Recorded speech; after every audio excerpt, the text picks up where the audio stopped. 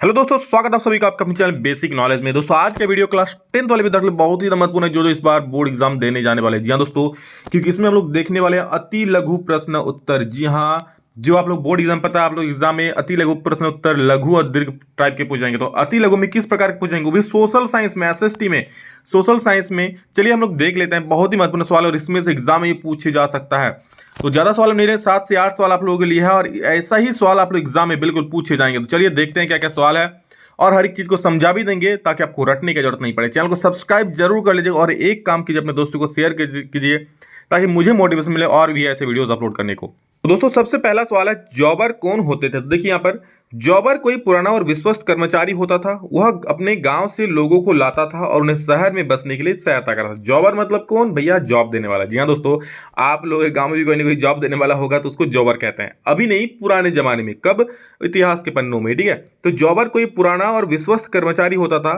वो अपने गांव से लोगों को लाता था और उन्हें शहर में बसने के लिए सहायता करता था। ठीक है, तो इस प्रकार समझ लिए। नेक्स्ट क्वेश्चन क्या देख लीजिए, आयात शुल्क से आप क्या समझते हैं। एग्जाम में पूछ सकता है दोस्तों डायरेक्ट। तो देखिए, और ये जो पूछा जाएगा ना, ये 2 नंबर में ये सारे सवाल पूछ जाएंगे, अति लघु प्रश्न उत्तर में पूछे जाएगा। किसी देश की सीमा पर उस देश में आयात होने वाली वस्तुओं पर लगने वाले शुल्क को आयात शुल्क कहते हैं। आयात शुल्क मतलब क्या, आयात मतलब क्या, जो आएगा। निर्यात मतलब क्या, जो हमारे देश से बाहर जाएगा। तो आयात शुल्क पूछा है, तो आयात शुल्क क्या हो जाएगा, हमारे देश में जो भी वस्तु आएगा उस पर जो टैक्स लगता है ना दोस्तों, उसी को बोलते हैं क्या, आयात शुल्क। जी हाँ, किसी देश की सीमा पर उस देश में आयात होने वाले वस्तुओं पर लगने वाले शुल्क, और सिर्फ हमारे देश नहीं, चाहे दुनिया कोई भी देश हो, पाकिस्तान हो बेचारा या फिर कोई भी देश हो। ठीक है, पाकिस्तान को बेचारा बोल दिए तो क्या है, किसी भी देश हो, जब उस देश में कोई चीज का आयात होता है, मतलब आता है, तो देश में दोस्तों उस पर एक टैक्स देना पड़ता है। टैक्स देना पड़ता है देश में आयात होने वाले वस्तुओं पर लगने वाले जो शुल्क होता है, जिसको हम लोग टैक्स बोलते हैं, उसी को क्या बोलते हैं, आयात शुल्क। समझ गए। नेक्स्ट क्वेश्चन बहुत ही आसान है, रिंडर पेस्ट से आपके का क्या तात्पर्य। दोस्तों रिंडर पेस्ट कोई किसी का पेस्ट वेस्ट नहीं होता है। ठीक है, मसला पेस्ट कुछ नहीं, ये है दोस्तों पशुओं में प्लेग की तरह फैलने वाली बीमारी को क्या बोलते हैं, रिंडर पेस्ट कहते हैं। ठीक है, रिंडर पेस्ट दोस्तों पशुओं का एक रोग है, ऐसा भी लिख सकते हो। रिंडर पेस्ट एक पशु रोग है जो प्लेग की तरह फैलने वाली बीमारी है, ऐसा आप लिख सकते हो। 2 नंबर मिल जाएगा। रिंडर पेस्ट क्या, एक पशु रोग है और ये किसमें, पशुओं में फैलता है, प्लेग की तरह फैलता है। तो इसी बीमारी में क्या बोलते हैं, रिंडर पेस्ट बोलते हैं।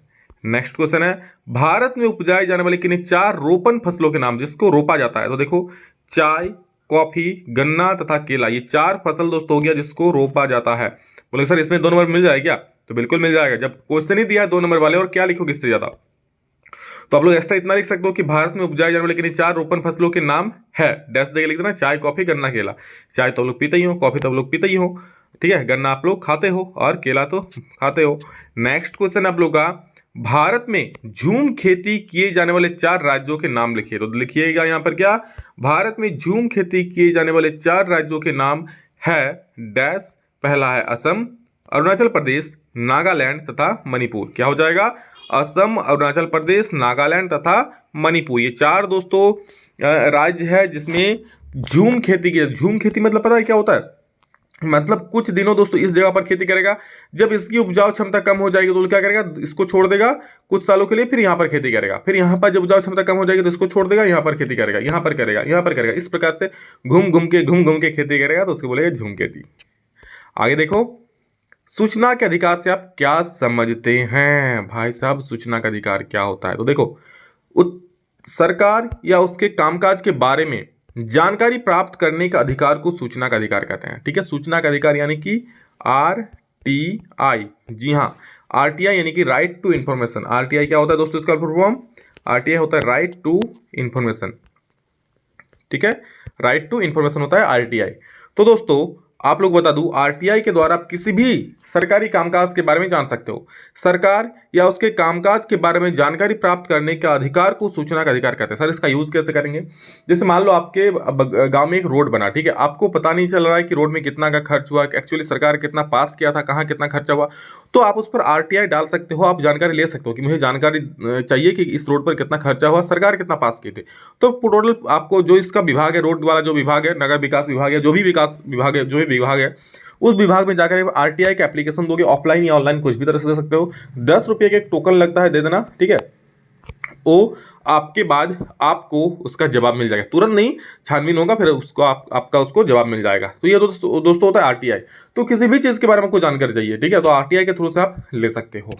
नेक्स्ट क्वेश्चन है आप लोग का, ठीक है, जैसे झारखंड बोर्ड का ही आप लोग चाहते हो, ठीक है, जानकारी, तो आप लोग जानकारी ले सकते हो झारखंड बोर्ड के एग्जाम में कितना खर्चा होता है, ठीक है, आप इसकी जानकारी ले सकते हो। तो इससे अंदाजा लगा सकते हो कि करीब 8 लाख बच्चे एग्जाम दे रहे हैं, उनका फॉर्म फी लग रहा है करीब 1000 के आसपास लग रहा है।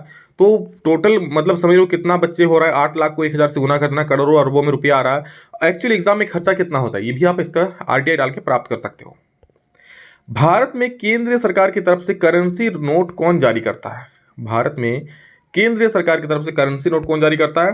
तो भारत में दोस्तों केंद्रीय सरकार की तरफ से करेंसी नोट सिर्फ एक ही बैंक, जो कि रिजर्व बैंक ऑफ इंडिया जारी करता है, ठीक है, रिजर्व बैंक ऑफ इंडिया यानी कि आरबीआई, ठीक है, आप लोग कमेंट करके करना करेंट आरबीआई, जो अभी आरबीआई के गवर्नर कौन है, ठीक है, आरबीआई ही दोस्तों नोट छपाती, वही तो बोल रहा है कि कौन करेंसी मतलब करेंसी नोट, कड़कड़िया नोट आप लोग दिखते हैं ना, 10 का, 20 का, 100 का, 1000 का तो आता नहीं है, 500 का, 2000 का तो अभी उठ ही रहा है, ठीक है। तो कौन जारी करता है? Reserve bank of India, RBI जारी करता है, समझ गए? या तो कोई दिक्कत? दोस्तों ये तो लघु उत्तर ये था, सॉरी अति लघु था ये। अब दोस्तों कुछ मैं आप लोगों को लघु उत्तर भी बोल देता हूँ, एक दो क्वेश्चन चलिए देखते हैं लघु उत्तर में किस प्रकार का पूछा जाएगा, आप लोग कैसे उसको आंसर करोगे। साथ में दोनों पढ़ लोगे तो आपको एक कंपैरिजन बिठाना आसान होगा कि कितना कितना बड़ा लिखना होता है। तो सर बोलोगे सर क्या इतना लिखना 2 नंबर मिलेगा? बिल्कुल मिल जाएगा, ठीक है, जब क्वेश्चन ही छोटा है तो आंसर भी छोटा ही होगा ना, मतलब क्वेश्चन ही छोटा आंसर वाला है। हाथ से बुने वस्त्र की प्रमुख 2 विशेषताओं का उल्लेख कीजिए, ये 3 नंबर वाले सवाल है दोस्तों। तो हाथ से बुने हुए वस्त्र की प्रमुख 2 विशेषताएं क्या क्या है? पहला विशेषता, हाथ से बुने हुए वस्त्र पर हम विशेष व बारीक डिजाइन दे सकते हैं, जो मशीन से संभव नहीं होता, ठीक है, अगर कोई हाथ से बुन रहा है तो उसमें कुछ भी आप चाहो मन मुताबिक विशेष तरह के डिजाइन कर सकते हो, लेकिन मशीन में क्या होता है, एक फिक्स ही डिजाइन होता है, ठीक है, हाँ उसका ये फार्मा है, बैठा दो वो डिजाइन हो जाएगा, लेकिन हाथ में क्या किसी भी तरह का आप डिजाइन विशेष तरीके से जो भी चाहते हो उस प्रकार का डिजाइन कर सकते हो, जो बहुत ही बारीकी होता है, जो मशीन वो काम नहीं कर सकता है, समझ रहे हो, मशीन होता है, आदमी आदमी, हाँ भले स्पीड काम करते मशीन, ये कुछ मान ना सकता हूं। दूसरा पॉइंट क्या है कि हाथ से बने वस्त्र अधिक टिकाऊ होते हैं, जो जल्दी नहीं फटते हैं, और हाथ से जो वस्त्र बनते हैं दोस्तों, देखिए मशीन में जो यूज होगा उसको बहुत तरह का मशीन में और भी कुछ कुछ होता होगा, इससे क्या कपड़ा कमजोर हो जाता होगा, लेकिन जो हाथ से वस्त्र बनाते हैं ना तो वो क्या होता है काफी टिकाऊ होते हैं, जल्दी फटते नहीं है, समझ रहे हो। नेक्स्ट क्वेश्चन है ब्रिटेन बोर्ड्स, ब्रिटेन नहीं ब्रिटेन बोर्ड्स होगा, ठीक है, ब्रिटेन बोर्ड्स की स्थापना के प्रमुख उद्देश्य क्या थे? तो द्वितीय विश्व युद्ध के बाद अंतरराष्ट्रीय व्यवस्था और विकास के लिए अमेरिका के में न्यू हैम्पशायर के ब्रिटेन वुड्स नामक स्थान पर 1944 में एक समझौता हुआ। क्या हुआ? जब दोस्तों द्वितीय विश्व युद्ध हुआ तो सारे देश का अर्थव्यवस्था चरमरा गया था, बिल्कुल सारे मतलब कंगाल की तरफ चल रहे थे। तो इससे उभरने के लिए क्या किया? अंतरराष्ट्रीय व्यवस्था और विकास के लिए अमेरिका में स्थित न्यू हैम्पशायर के ब्रिटेन वुड्स नामक स्थान, ब्रिटेन वुड्स दोस्तों एक स्थान का नाम है, वहां पर क्या हुआ? मीटिंग बुलाया गया, ठीक है, मीटिंग क्या एक समझौता हुआ जिससे ब्रिटेन वुड्स के नाम से जाना जाता है, मतलब उस मीटिंग में एक समझौता हुआ जिसे ब्रिटेन वुड्स के नाम से जाना जाता है। क्या समझौता हुआ था? इसमें हुआ था कि आर्थिक स्थिरता तथा न्यायपूर्ण रोजगार बनाए रखना था। इस समझौते में 2 संस्थाओं अंतर्राष्ट्रीय मुद्रा कोष यानी कि IMF इंटरनेशनल मॉनेटरी फंड जिसको बोलते हैं, और विश्व बैंक यानी कि वर्ल्ड बैंक की स्थापना की गई थी। देखिए अंतर्राष्ट्रीय मुद्रा कोष मतलब क्या? ये एक इस प्रकार का एक आप जैसे घर में कूप रखते हो ना पैसा डालने के लिए, वो अंतर्राष्ट्रीय कूप था, ठीक है, जिसमें सभी लोग उसमें पैसा डालते थे, जिसको जब जरूरत था वो निकालते थे, मतलब एक प्रकार से मुद्रा का भंडार था। मान लीजिए जो गरीब देश था उनको पैसा चाहिए तो उनको लोन देता था, फिर वो जब पैसा कमा लेते तो वहां जाके रिटर्न कर देता था रोज सूद के साथ। तो इस प्रकार से कुछ होगा उन लोगों का कारवा, समझ रहे हो। फिर विश्व बैंक की भी स्थापना उसी में किया गया था। तो ये चीज है दोस्तों आप लोगों के साथ, और ऐसा ही कुछ क्वेश्चन आप लोगों का लघु उत्तरीय में पूछे जाएगा। क्वेश्चन कैसा लगा दोस्तों, और इसी प्रकार के क्वेश्चन एग्जाम में भी पूछे जाएंगे। चैनल को सब्सक्राइब जरूर कर लीजिएगा इसी प्रकार के वीडियो देखने के लिए, और अपने एग्जाम की तैयारी बहुत ही धाकड़ तरीके से करने के लिए, ठीक है। बस सब्सक्राइब करके ज्यादा से ज्यादा वीडियो को अपने 10th क्लास के विद्यार्थियों को शेयर कर दीजिए, तो किसी प्रकार का वीडियो बनाने के लिए और मैं प्रोत्साहित हूँ, ठीक है। चलिए लव यू ऑल, बहुत अच्छा रिजल्ट जाएगा, बस आप लोग इसी प्रकार से धमाकेदार तरीके से पढ़ते रहिए। थैंक यू दोस्तों, लव यू ऑल। अभी के लिए इतना ही, फिर नेक्स्ट वीडियो में जल्द ही, तब तक के लिए जय हिंद, वंदे मातरम।